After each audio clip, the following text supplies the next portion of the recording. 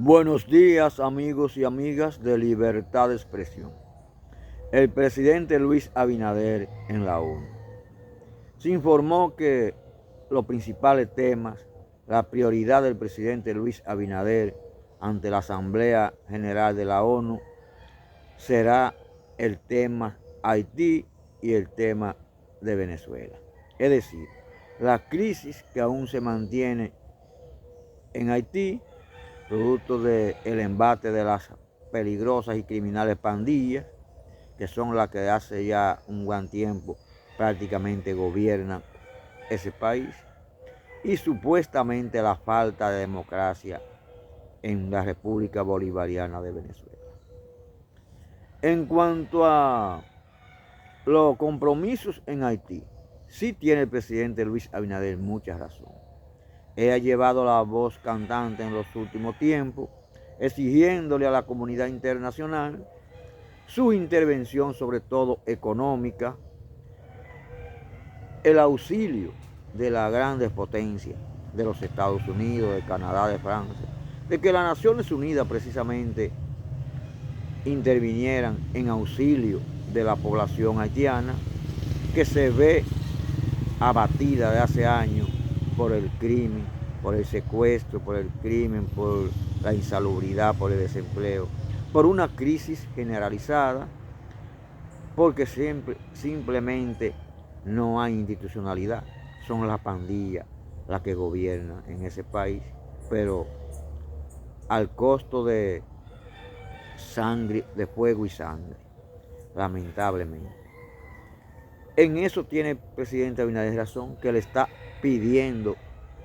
a la ONU que asuman su compromiso, es decir, que honren su compromiso. Se comprometieron a dar suficiente ayuda, tanto económica como con refuerzos militares, con el objetivo de desmantelar, repito, esas despiadadas, peligrosas y criminales bandas delincuenciales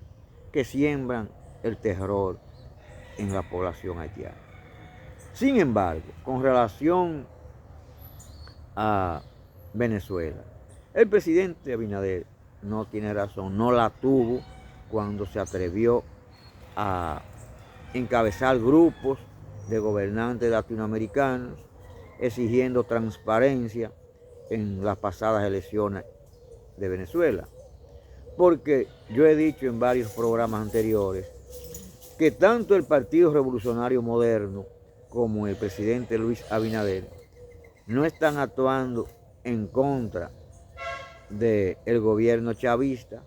porque entienda que Nicolás Maduro perdió y que la ultraderecha venezolana ganó las pasadas elecciones, sino porque quiere estar en tono con el imperio norteamericano, porque no quiere contradecir la posición del imperio y para recibir los aplausos, los parabienes de los Estados Unidos, está actuando a tonalidad, hablando de acuerdo a la posición del imperio norteamericano. Y porque he dicho en muchas ocasiones, tanto el anterior PRD como el PRM son de la socialdemocracia del expresidente, del fenecido expresidente Carlos Andrés Pérez, que representó siempre durante muchos años la socialdemocracia venezolana y que era un aliado incondicional del Partido Revolucionario Dominicano anterior, del viejo PRD. Y en el nuevo PRD, ahora con el nombre del PRM, siguen actuando de la misma forma, de la misma ideología, con la misma ideología socialdemocrática venezolana, es decir, aplaudiendo al quizás más corrupto y criminal gobierno que haya padecido la población venezolana, que lo encabezó precisamente Carlos Andrés Pérez. Y por eso han sido gobiernos de tanto del PRD como del PRM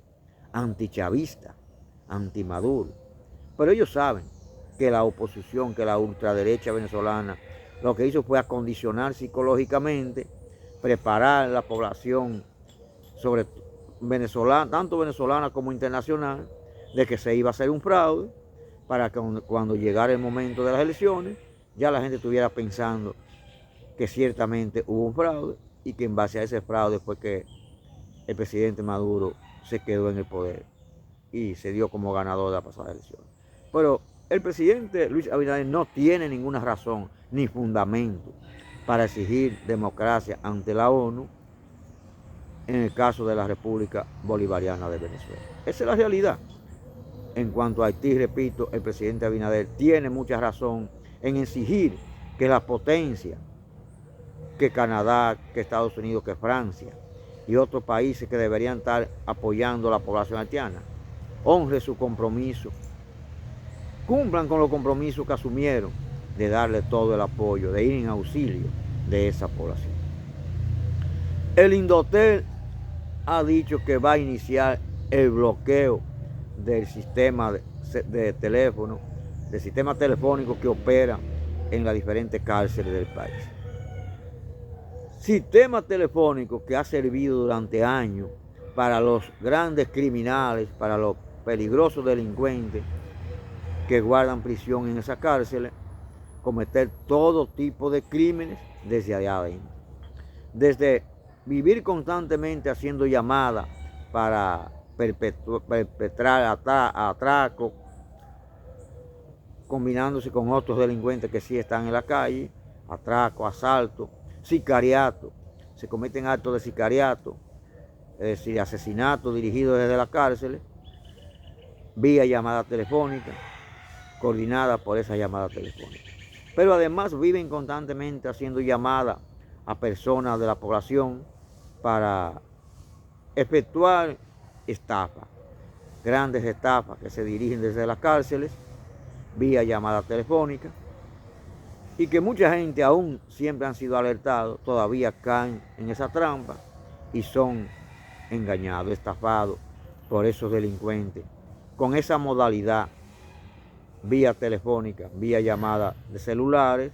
desde diferentes cárceles del país, que se ha dado mucho desde la Victoria. Se recuerda que recientemente se desmanteló un gran sistema telefónico de internet que tenían parábolas sofisticadas de mucho poder que daba para darle internet,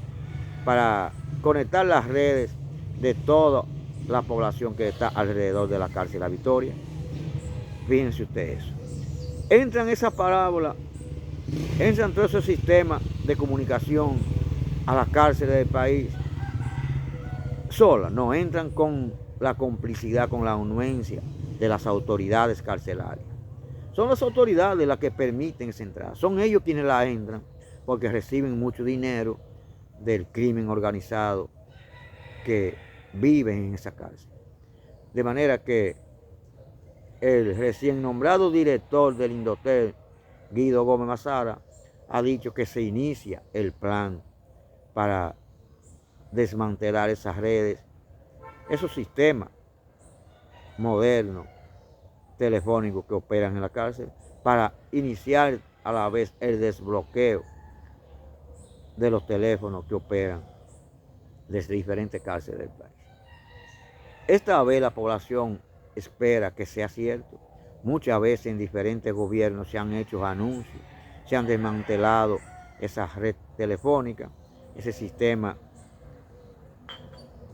amplio, técnico, moderno de internet. Sin embargo, solo se queda un escándalo de prensa y en la práctica todo sigue operando igual, porque al poco tiempo vuelven a una supuesta redada